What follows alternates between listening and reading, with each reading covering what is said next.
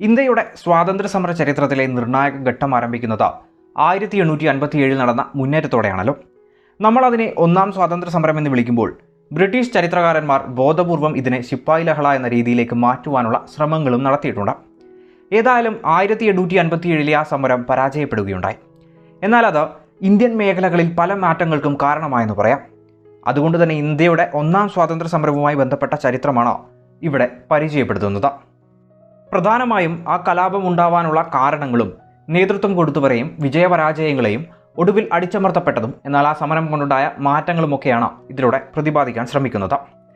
1857 മുന്നേറ്റത്തെപ്പറ്റി പല പേരുകളും നമ്മൾ കേട്ടിട്ടുണ്ട്. അതിനെ ഒരു ദേശീയ മുന്നേറ്റമായും അല്ലാതെയും കാണുന്നവരുണ്ട്. സ്വാതന്ത്ര്യ സമരമായി കാണുന്നവരും അല്ലാത്തവരുമുണ്ട്. ബ്രിട്ടീഷ് അനുകൂല മേഖലകൾ ഇതിനെ ശിപ്പായി ലഹളയായി കാണിക്കുന്നുണ്ട്. പങ്കെടുത്തതിൽ കൂടുതലും പട്ടാളക്കാരായതുകൊണ്ട് ഇതിനെ സൈനിക വിപ്ലവമായും കാണുന്നവരുണ്ട്. അക്കാലത്തുണ്ടായിരുന്ന നാടുവാഴികളും അവരുടെ അനുയായികളും കൂടുതലായിരുന്നതുകൊണ്ട് തന്നെ ഇതിന് നാടുവാഴിത്തപരമായ കലാപത്തിൻ്റെ സാധ്യതകളും നൽകുന്നവരുമുണ്ട്. ഇത്തരത്തിൽ ഈയൊരു കലാപത്തിന് എത്രയോ കാരണങ്ങൾ ഏതൊരാൾക്കും കണ്ടെത്തുവാൻ പറ്റും. ഈ കാലഘട്ടത്തെപ്പറ്റി പഠിച്ചിട്ടുള്ള ചരിത്രകാരന്മാർക്കിടയിലും ഇത്തരത്തിലുള്ള വിഭിന്ന അഭിപ്രായങ്ങൾ തന്നെയാണുള്ളത്. അതുകൊണ്ട് തന്നെ നമുക്ക് ഒരു തരത്തിൽ എത്തിച്ചേരാൻ പറ്റുന്നത് ഈ മുന്നേറ്റം എന്നത് എല്ലാം കൂടിച്ചേർന്നതായിരുന്നു എന്നതാണ്. പ്രാദേശികതയും ദേശീയതയും ഉൾപ്പെടെ എല്ലാ മേഖലകളും ഒരു തലത്തിൽ അല്ലെങ്കിൽ മറ്റൊരു തലത്തിൽ ഇതിന് ഭാഗവാക്കായി എന്ന് പറയാം. 1857 മുന്നേറ്റത്തിൻ്റെ കാരണങ്ങൾ അന്വേഷിച്ചു പോകുമ്പോൾ വേണമെങ്കിൽ നമുക്ക് ടിപ്പു സുൽത്താനും സിറാജ് ഉദ്ദൗളയും വരെ വിഷയമായി എടുക്കാവുന്നതാണ്. അതായത് 100 വർഷത്തെ ചരിത്രം. സിറാജ് ഉദ്ദൗളയെ തോൽപ്പിച്ച് ബംഗാൾ മേഖലകൾ കീഴടക്കിയ ബ്രിട്ടീഷിന് മുന്നോട്ട് നോക്കുമ്പോൾ പ്രധാന എതിരാളി ടിപ്പു സുൽത്താൻ ആയിരുന്നുവല്ലോ. ടിപ്പു സുൽത്താൻ ഉള്ളിടത്തോളം കാലം മംഗലാപുരം തുറമുഖമോ അതുമായി ബന്ധപ്പെട്ട മിക്ക മേഖലകളിലും ബ്രിട്ടീഷിന് മുന്നേറാൻ പറ്റിയതുമില്ല. അങ്ങനെ അവിടെ നിരന്തര യുദ്ധങ്ങളും മൈസൂരിൻ്റെ പതനവുമുണ്ടായി. മറ്റൊരാൾ സിഖ് സാമ്രാജ്യത്തിൻ്റെ രഞ്ജിത് സിംഗ് ആയിരുന്നു. അദ്ദേഹത്തിൻ്റെ മരണത്തോടുകൂടി ആ സാമ്രാജ്യവും ക്ഷയിക്കുകയും ബ്രിട്ടീഷിൻ്റെ കൈകളിലേക്ക് തനിയെ എത്തുകയും ചെയ്തു. ഇത്തരത്തിൽ ബ്രിട്ടീഷിൻ്റെ ആദ്യ നടപടി എന്നത് ബ്രിട്ടീഷിനെ നേരിട്ട് ചോദ്യം ചെയ്യാൻ കഴിവുള്ള രാജ്യങ്ങളെ ഇല്ലാതാക്കുക എന്നതായിരുന്നു. അതിനപ്പുറം ഇത്തരം രാജ്യങ്ങളെ ഇല്ലാതാക്കാൻ കൂടെ നിന്ന മറ്റ് ഇന്ത്യൻ നാട്ടുരാജ്യങ്ങളെ വരെ ബ്രിട്ടീഷ് കീഴടക്കി. എതിർത്തവരെ അടിച്ചമർത്തി. കൂടെ നിൽക്കുന്നവരെ ഒരു പാവയുമാക്കി ബ്രിട്ടീഷ് പതിയെ ഇന്ത്യയെ കീഴടക്കി എന്ന് തന്നെ പറയാം. അത്തരത്തിൽ 1757 ബ്രിട്ടീഷ് ആധിപത്യത്തിന് തുടക്കമിട്ട പ്ലാസി യുദ്ധവും കഴിഞ്ഞ് 100 വർഷം തികയുമ്പോഴാണ് ഇന്ത്യയിൽ കലാപം പൊട്ടിപ്പുറപ്പെടുന്നത്. സ്വാഭാവികമായും കാലങ്ങളായി ബ്രിട്ടീഷുകാരോടുണ്ടായ ശത്രുത ഒരു വലിയ പൊട്ടിത്തെറിയിലേക്ക് മാറി എന്ന് പറയാം. ചോദ്യം ചെയ്യാനില്ലാതെ ഒരു സമ്പ്രദായം നിലനിൽക്കുകയാണെങ്കിൽ അത് സ്വാഭാവികമായും കൂടുതൽ അടിച്ചമർത്തലുകളിലേക്ക് കടന്നു ചെല്ലുമല്ലോ.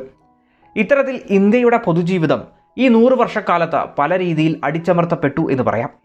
ഇതിനോടൊപ്പം തന്നെ പതിയെ ബ്രിട്ടീഷ് സാമ്രാജ്യത്വ വികസന നയത്തിലേക്ക് മാറിയതോടെ നിലവിലിരുന്ന പല നാട്ടുരാജ്യങ്ങളും നാടുവാഴികളും ഭയപ്പെട്ടു തുടങ്ങുകയും ചെയ്തു. ഇത്തരത്തിൽ നിലവിലിരുന്ന പല നാട്ടുരാജാക്കന്മാരെയും നാടുവാഴികളെയും തെറ്റുകൾ ചെയ്തെന്ന പേരിൽ ബ്രിട്ടീഷ് തകർക്കുന്ന നിലകളും വന്നു തുടങ്ങി.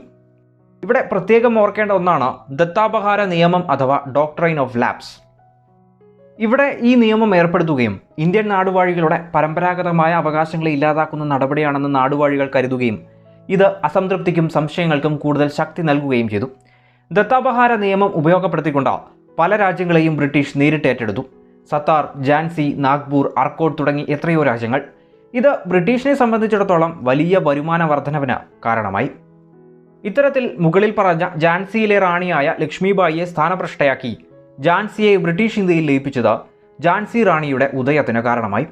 ബാജിറാവുവിൻ്റെ മകൻ നാനാ സാഹിബിന് പെൻഷൻ നിഷേധിച്ചതും മുഗൾ ചക്രവർത്തി ബഹദൂർ ഷായെ കൊട്ടാരത്തിൽ നിന്ന് മാറ്റി താമസിപ്പിച്ചതുമൊക്കെ അസംതൃപ്തിക്കും ശത്രുതയ്ക്കും ആക്കം കൂട്ടിയെന്ന് പറയാം.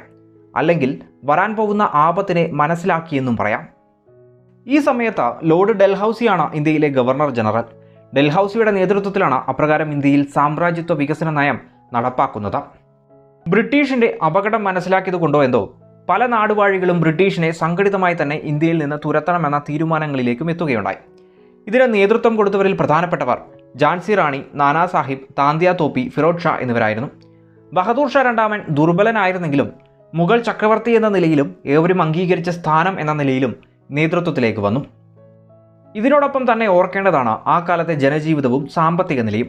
ബ്രിട്ടീഷ് ഭരണം എന്നത് അടിച്ചമർത്തലുകളാണെന്ന് നേരത്തെ പറഞ്ഞല്ലോ. ഈസ്റ്റ് ഇന്ത്യ കമ്പനിയിലൂടെ ഇന്ത്യയെ കൊള്ളയടിക്കുകയായിരുന്നു ബ്രിട്ടീഷ് ചെയ്തത്.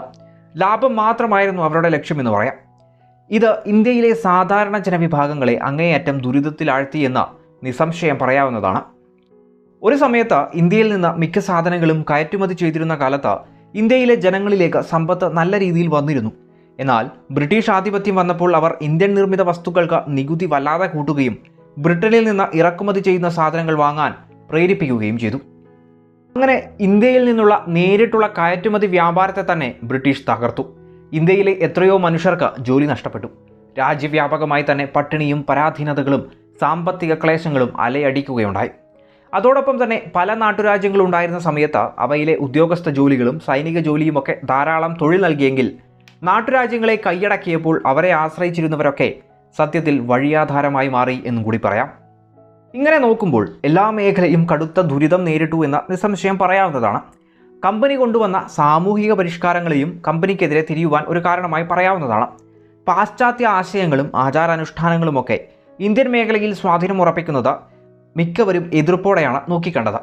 പാശ്ചാത്യ വിദ്യാഭ്യാസവും സ്ത്രീ വിദ്യാഭ്യാസവും തീവണ്ടിയും കമ്പിത്തപാലും തുടങ്ങിയവയൊക്കെ ഇന്ത്യയിൽ കാലങ്ങളായി നിലനിൽക്കുന്ന അവസ്ഥയെ മനഃപൂർവ്വം നശിപ്പിക്കാൻ കൊണ്ടുവന്നതാണെന്ന വലിയൊരു വിഭാഗം ജനങ്ങളും തെറ്റിദ്ധരിക്കുകയുണ്ടായി. ഇങ്ങനെ അനേകം കാരണങ്ങൾ നമുക്ക് കണ്ടെത്താവുന്നതാണ്. അതിനോടൊപ്പം തന്നെ എടുത്തു പറയേണ്ട ഒന്നാണ് സൈന്യം എന്നത്. നിലവിലുണ്ടായിരുന്ന സൈന്യത്തിലെ ഇന്ത്യൻ പട്ടാളക്കാരുടെ ഇടയിലുണ്ടായ പ്രശ്നങ്ങളാണ് സത്യത്തിൽ 1857 സമരം പെട്ടെന്ന് പൊട്ടിപ്പുറപ്പെടാൻ കാരണമായത് എന്ന് പറയാം. സത്യത്തിൽ സൈന്യത്തിലെ ഇന്ത്യൻ പട്ടാളക്കാർ വലിയ അസമത്വം അനുഭവിച്ചിരുന്നു. ബ്രിട്ടീഷ് പട്ടാളക്കാർക്ക് കിട്ടിയിരുന്ന ശമ്പളവും ആനുകൂല്യങ്ങളും ഒന്നും ഇന്ത്യൻ പട്ടാളക്കാർക്ക് കിട്ടിയിരുന്നില്ല. അതുപോലെ തന്നെ ഇന്ത്യൻ സൈനികരെ നിർബന്ധിച്ച വിദേശ സേവനവും നൽകിയിരുന്നു. മറ്റൊന്ന്, സൈന്യത്തിലെ ഉന്നത പദവികൾ ഒരിക്കലും ഇന്ത്യക്കാർക്ക് കിട്ടിയിരുന്നില്ല എന്നതാണ്. ഇത്തരത്തിൽ സൈനിക വിഭാഗത്തിൽ ഇന്ത്യൻ സൈനികരും ബ്രിട്ടീഷ് സൈനികരും തമ്മിൽ വലിയൊരു അകൽച്ച ദൃശ്യമായിരുന്നു. ഇങ്ങനെ പ്രശ്നങ്ങൾ നിലനിൽക്കുന്ന ഒരു മേഖലയിലേക്കാണ് പുതിയ എൻഫീൽഡ് തോക്കുകൾ വരുന്നത്. കടിച്ചു തുറക്കേണ്ടിയിരുന്ന ഇതിലെ തിരകൾ പശുവിൻ്റെയും പന്നിയുടെയും കൊഴുപ്പ് പുരട്ടിയതാണെന്ന് ഹിന്ദു മുസ്ലിം വിഭാഗങ്ങൾ വിശ്വസിച്ചു. ഇതൊരു വലിയ പ്രശ്നമാവുകയും ചെയ്തു. ഇത്തരത്തിൽ പുതിയ തോക്കുകൾ നടപ്പാക്കിക്കൊണ്ടുള്ള ഉത്തരവാണ് പെട്ടെന്ന് കലാപം പൊട്ടിപ്പുറപ്പെടാൻ കാരണമായതെന്ന് പറയാം. 1857 മെയ് 10 മീററ്റിൽ വെച്ച് കലാപം തുടങ്ങിയെങ്കിലും അതിനു മുമ്പ് തന്നെ നാം ഏവരും അറിയുന്ന ഒരു സംഭവമുണ്ടായി. ബരക്പൂരിൽ വെച്ച് നടന്ന പ്രശ്നത്തിൽ മംഗൾ പാണ്ഡെയെ 1857 മാർച്ച് 29 തൂക്കിലിടുകയുണ്ടായി. അതിനപ്പുറമാണ് മീററ്റിൽ തുടങ്ങി പൊടുന്നനെ തന്നെ രാജ്യത്തിൻ്റെ പല മേഖലകളിലേക്കും വിപ്ലവം പടർന്നു പിടിച്ചത്. അപ്രകാരം നോക്കുമ്പോൾ ഇന്ത്യയിൽ രാഷ്ട്രീയപരമായും സാമൂഹികപരമായും സാമ്പത്തികപരമായും ഒക്കെയുള്ള ഘടകങ്ങൾ ഇന്ത്യയുടെ 1ാം സ്വാതന്ത്ര്യ സമരത്തിന് കാരണമായി എന്ന് പറയാവുന്നതാണ്. ഇത്തരത്തിൽ പൊട്ടിപ്പുറപ്പെട്ട വിപ്ലവത്തിൻ്റെ വിജയങ്ങളും പരാജയങ്ങളും ഒടുവിൽ കലാപം അടിച്ചമർത്തപ്പെട്ടതും അടുത്ത ഭാഗത്തിലൂടെ വിശദീകരിക്കുന്നതാണ്.